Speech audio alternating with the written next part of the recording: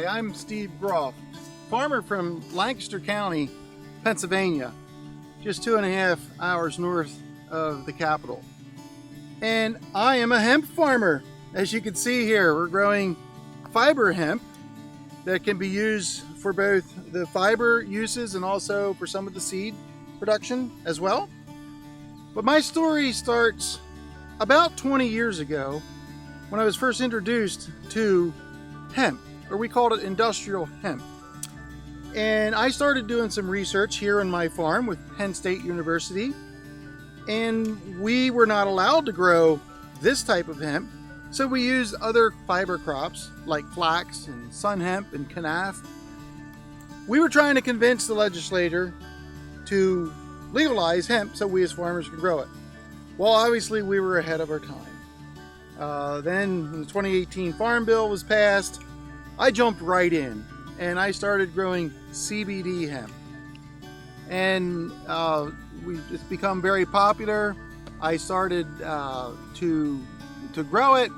Then there was a glut of biomass, and I thought, I need to sell this. I need to process, I need to extract it. So I came up with my own brand, Cedar Meadow Farm, that we came out. So now we supply CBD oil, but I also got interested in this fiber hemp because there's lots of uses for it. As you probably are aware, the hemp has been used for centuries here in the United States. Our first president, George Washington, and then Thomas Jefferson were all strong advocates of using hemp. The drafts of the Declaration of Independence were written on hemp paper. And we know too that you could literally pay taxes with hemp. Wouldn't that be something if I could pay my taxes with this plant? But we have this long history of the many good uses of hemp. It's just hundreds, if not thousands of uses, from a medicinal standpoint to textiles, food, fiber, and many other things. Then, as we know, it got outlawed in the mid-30s, primarily due to the stigma that marijuana was associated with this plant. But we're living in a new day now. There's very little, if any, THC in these plants here. So we're trying to utilize these plants now. But because of that stigma, because of a lot of myths and misunderstandings, I'm struggling to be able to grow this and to be able to market it because of all the legal loopholes that we have to go through. Now, what you may not realize here is we're actually standing in, it's a hemp field, you can see that, but this is a maze. We are about ready to open this hemp maze open to the public. You can see the pathways here, and you can see the picture of it, how it looks. It's actually the logo of our mascot, which is our dog Grizzly. And we're going to use this field here, this maze, to educate the public on all the benefits of hemp.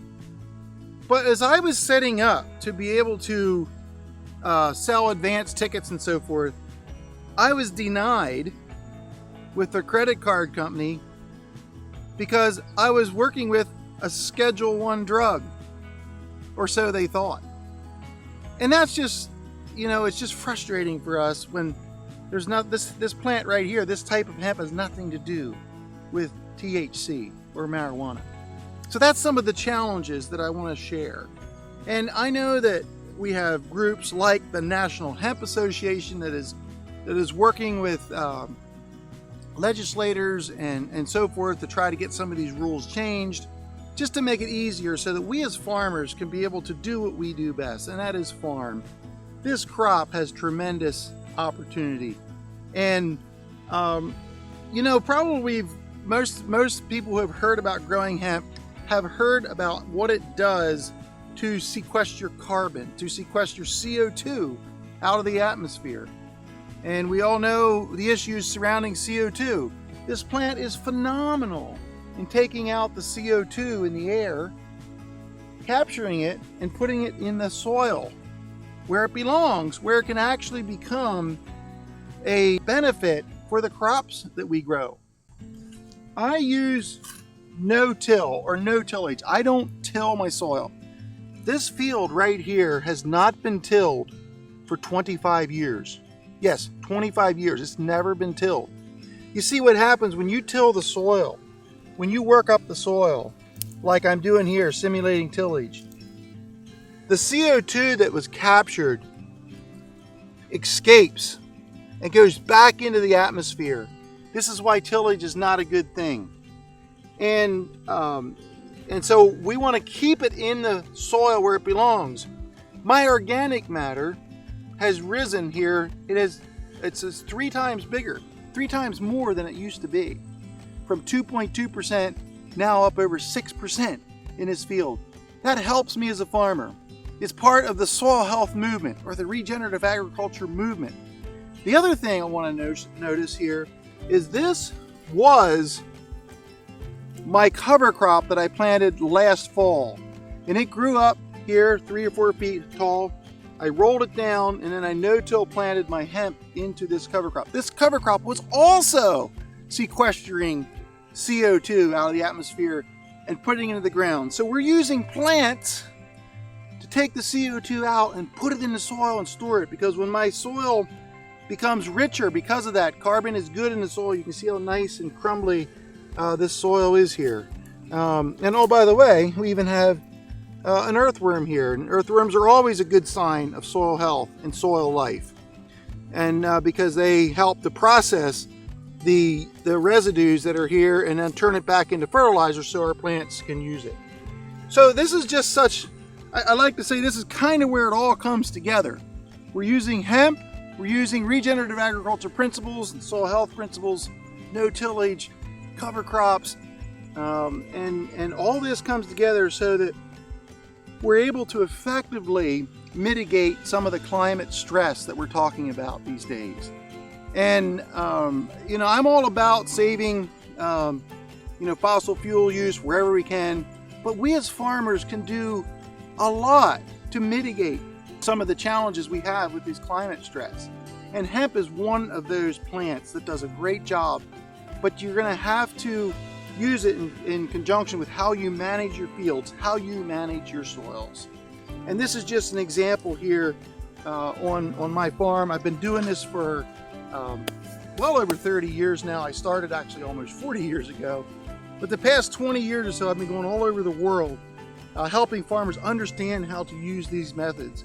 And there's momentum building for this. And this is why we're talking about this today, so that we can use this crop here in conjunction with our soil health practices to be able to grow a better product. Now there's one other thing I want to mention. This plant here, this hemp plant here, is primarily for food or fiber. The CBD type of hemp, which I grow as well, produces the CBD oil, the hemp extract oil that we're familiar with. Some of the testing that's been done on my oil has shown to be better than other hemp grown in traditional or more conventional ways. So because I'm growing in a soil that is healthier, more nutrition, more nutrient dense foods can be grown. See, I'm also a vegetable farmer, and I have tested some of my vegetables, and they've tested way higher than the USDA average. For instance, my butternut squash that I grow, and I sell to Whole Foods in the Washington, D.C. area. Maybe you got some of my produce. Those are the type of things that we're seeing. This type of method has so many benefits, so many things to offer. We have a fantastic opportunity here to help farmers learn how to grow and use these methods. We also want to educate the general public. That's why we're having this hemp maze here. So of course it's there's an entertainment factor, but it'll bring people on this farm to be able to hear this story that they normally wouldn't have heard. Because when consumers start to see and understand what this type of farming has to offer, they're going to demand that this is the way they want their food grown.